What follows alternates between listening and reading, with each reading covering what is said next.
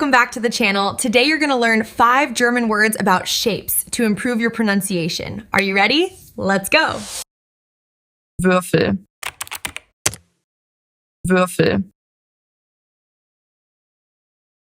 Würfel. Vieleck, Vieleck, Vieleck. Halbkreis, Halbkreis, Halbkreis.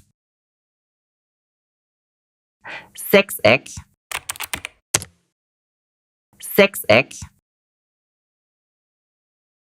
Sechseck. Sternform, Sternform,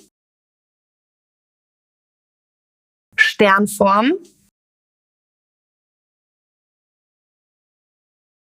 If this helped you, leave a comment below, like and subscribe for new pronunciation lessons every day. See you next time. Bye.